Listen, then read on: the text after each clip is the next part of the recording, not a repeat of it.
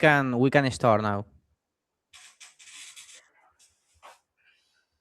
¿Está grabando ya, Javi? Javi, ¿está grabando?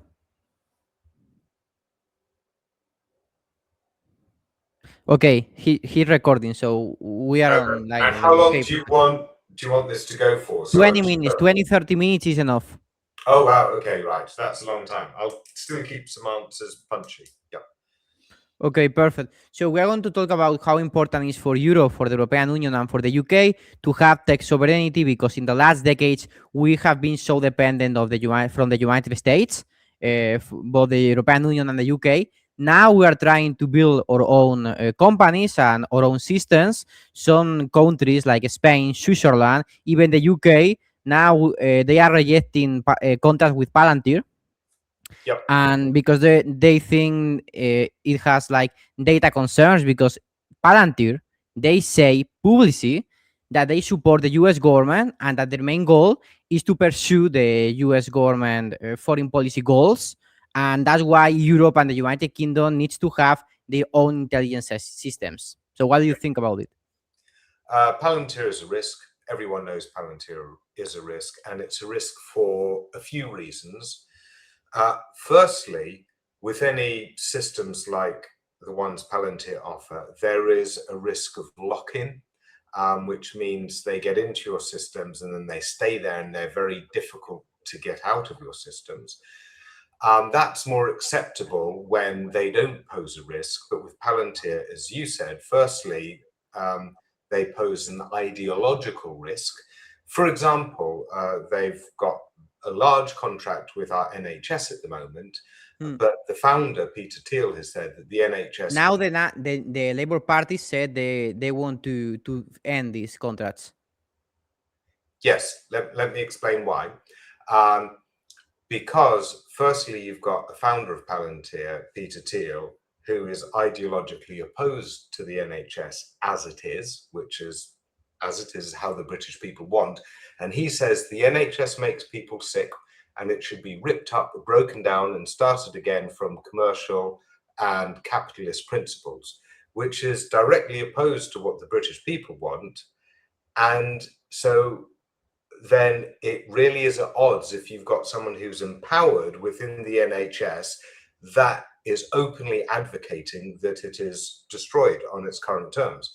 That's a risk, but it's more than that, because it has been shown that Palantir have access to patient-level data, that's citizens' data like you and me, about health matters.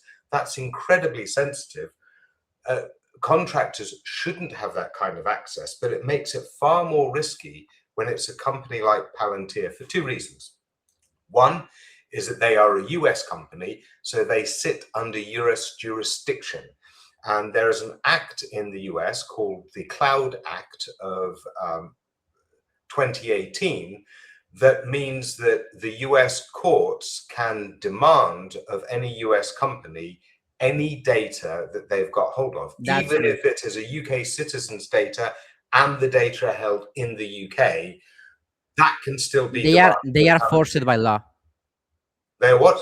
They are forced by law. They need to do it. Exactly. They can be forced by law to do that. And oftentimes you would have something like the client at the UK or European country have encryption keys to their own data. But if Palantir staff actually have data in their own hands, they could be compelled by US law to hand it over. And that is just the overt law mechanisms.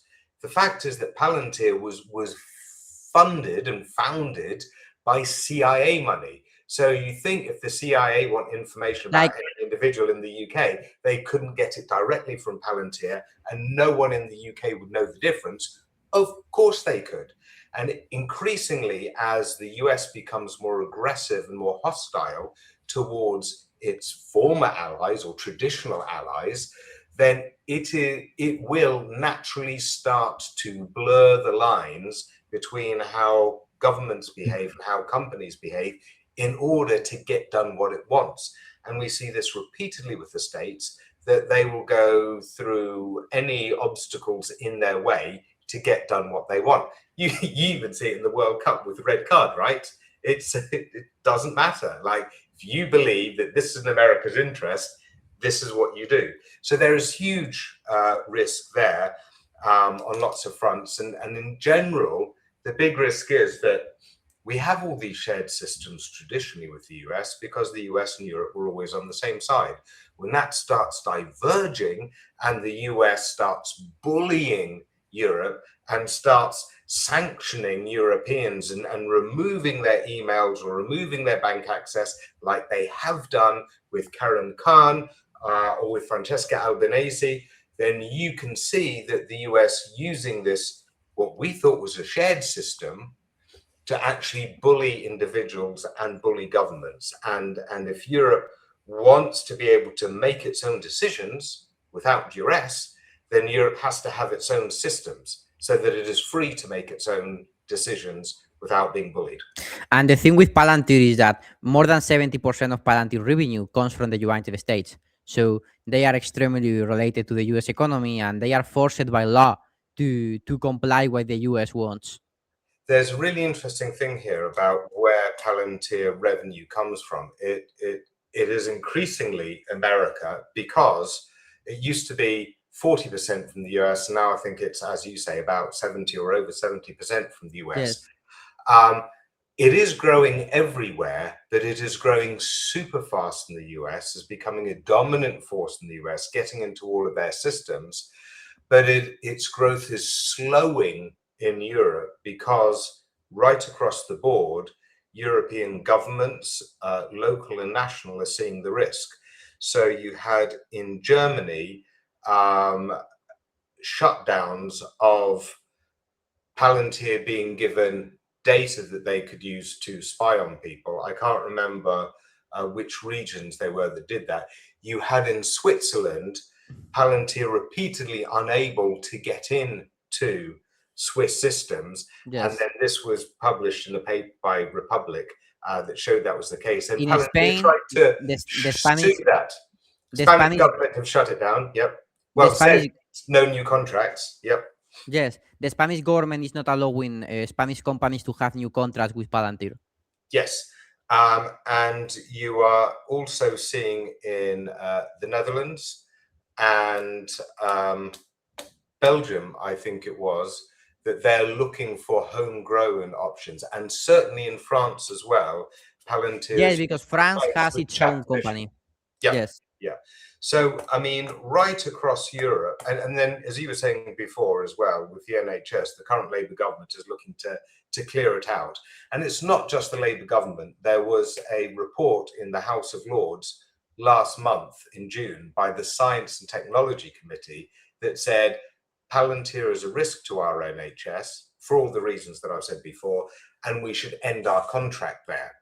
And then also there has been a select committee on healthcare that I think just today or yesterday reported that Palantir is a risk to the NHS and the contract should be ended. And we're already hearing from noises that Andy Burnham, the new incoming PM, is likely to cut that contract. Yes. So there is a huge amount of pushback against Palantir in the UK and across Europe as a whole.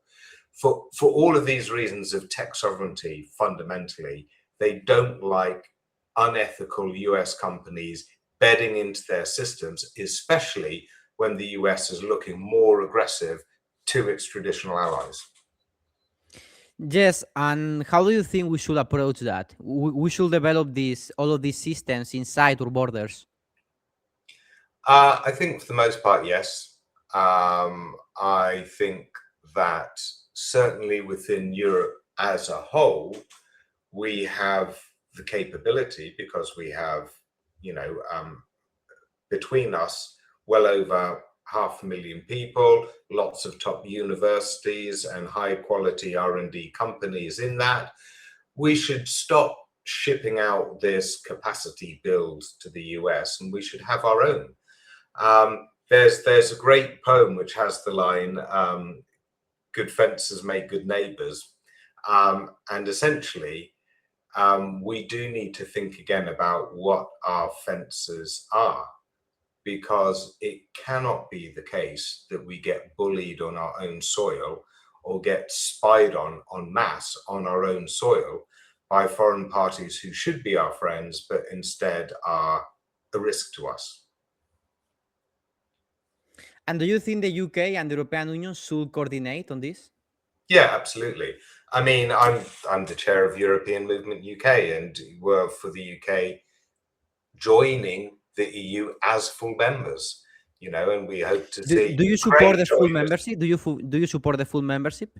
Yes, absolutely. Yes. Yeah, It's the we best for the UK in all terms, for defense, for economy, trade, investment, productivity, like for all parameters. Yeah, I mean, I think Iceland and Norway should become full members too. But for the UK, it's even more important because at our size, we should be at the table because we can have a very significant voice at the table. You So will we be the absolutely second biggest economy in the European Union. Yes. Yeah. But it's not for, I mean, for us, it's not just about our own interests and power. It's about, if you look at where the world is going, it's the States, it's China, and it's Europe as the three big market It's spaces. critical, and for Europe to continue having a relevance, a relevance important in the world, we need to be united. Yeah. And for me, it's more than relevance. It's about who guides humanity forward. Is it the States that's going to lead humanity forward? I hope not. They're in a horrible mess and they regularly bully. And the rules-based order, they don't abide by. China, I hope not. I wish them well in their capacity build, but I don't want them leading the rest of the countries around the world. Whereas Europe, I think, has the right model in the EU because it is fair, it is plural, it is collaborative and discursive, and it focuses on quality of Europe, life for citizens. Europe has been able to combine both a capitalist system with a social system with democratic values. Yeah, I think so. It's got all of that socialist support in it that makes a lot of neoliberals squeal, but it's also got the big free market that makes some hardcore lefties squeal. But at the end of the day, it's got something for everyone. And because it's got such a plurality of parties in its parliament and also in its council, that it does have the full range of voices well represented, I think. And I think that is a good, fair, balanced model for humanity. And I think it tends to make fairer decisions than what you're seeing coming out of the US positioning in the world or the Chinese positioning in the world. Just because now the European Union, since 2022, since the 2022 crisis, is accelerating so many unification processes: the Capital Market Union, the Service Union, common military productions, uh, formalities and processes. And I think for the UK, it's very important to be in the European Union, so they are not, so they can be inside all of these projects, all of these markets union, and all of these projects that the European Union is developing. Yeah, I mean, a big criticism of the EU that you often get from pro-Brexit people in the UK is, oh, look at the tech companies and look at the AI companies. They aren't as developed as the US. That's because of European bureaucracy. And I think that's wrong. I think the reason why America and China are so far ahead of the EU in some aspects is because China and America are both big markets. And you say, but the EU is a big market. Yeah, Yeah, that's critical. but not yet fully matured. We You know, don't have the it single only market. it only started in the 90s. It's still a young market in terms of integration. But now you find the next generation coming through, everyone speaking English. They're starting to talk about capital flow and getting capital to new companies setting up a company which then immediately has capacity right across the EU. These are the extra levels of deepening that make it a genuine market. And we do have all the capability needed in the European market to cover all of this space. I mean, don't forget that the upstream of everything in AI is the chip makers, which is a Dutch company, with input streams from Carl Zeiss who make the mirrors that no one else can make. You know, we've got a lot control of a lot of key choke points within Europe, but we have been to a degree lazy with our tech and defense and comms, and just said, oh, the American stuff is good and we're allies. The American stuff is good and we're allies. And that's what's changing now. And that's why you're seeing Europe going harder on defense integration, on satellites, on comms systems, on getting rid of Microsoft and saying we're going to go with Linux, on looking at our new security systems that we can develop homegrown. And I think we're going to see something of a renaissance in Europe for it, because I think you're also going to see brain drain from the States and from the rest of the world that would otherwise go to the States start coming to Europe, not just because that's where you've got exciting new companies, but also because that will be where you have the better quality of life and also the philosophy that people believe in and want to invest in. I really support free market, but for certain industries like are critical for your sovereignty, it's very important to have protectionist policies in terms of tech sovereignty, especially for government data and for your citizens' data, as well as in energy and in other sectors. It's very important to have in the European Union a supranational policy, so we are sovereign in all of these critical industries, and we are not so dependent from the United States and even so dependent from China, because we have been making this mistake for the last decades of in many important strategic sectors to be extremely dependent from the United States, and the Yeah. UK has been doing the same mistake. I agree wholeheartedly, and I wouldn't call it protectionist actually, because I think It's that, not protectionist; it's sovereignty. yeah, and I would call it self-sustainability, Yes. fundamental self-sustainability. I think everyone needs that for food, for water, for raw materials, for basic systems, immigration, and your own labor market, the lot. And then once you've got that, meaning that you've got your own sovereignty because you've got your own agency and no one can really blackmail you, the free market on top of that is great. But the free market should not hold you to ransom because of things that you can't produce yourself and choke your agency and choke your sovereignty. The free market is great once you've actually got your sovereignty, which guarantees that you've got agency on your own decisions. That's what the US has been doing and what China has been doing, and even Russia, Yeah, because yeah, it's critical for your sovereignty. So, do you think the European Union and the UK must continue developing these sovereignty projects? And I really think they should do it together. yeah.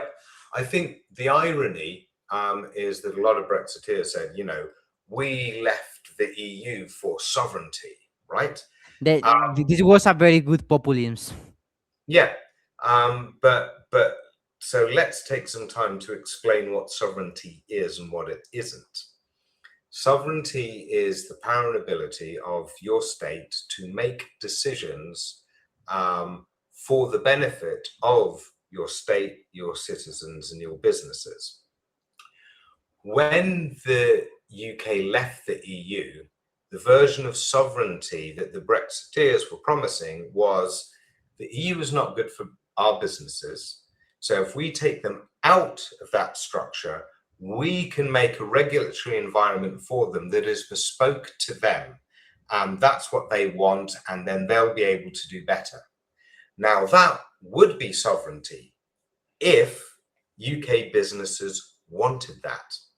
But as it happens, UK businesses said, no, actually, it's very important that we can be in an environment where we can trade with the others on the same rules as others. And also, we like these rules. They're sensible. They're made by over 24 countries working it out together. And so they're pretty good.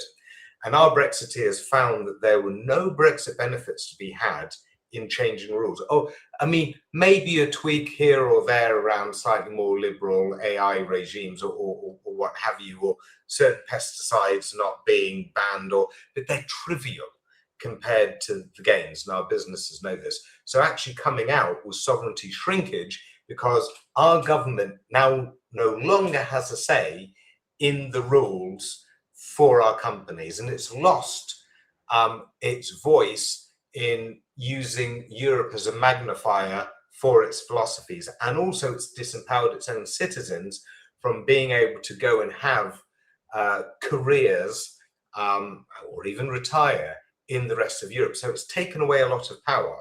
So with sovereignty, you can either hoard it all to yourself, or you can invest it in structures that empower you. So now bring it back to the tech front.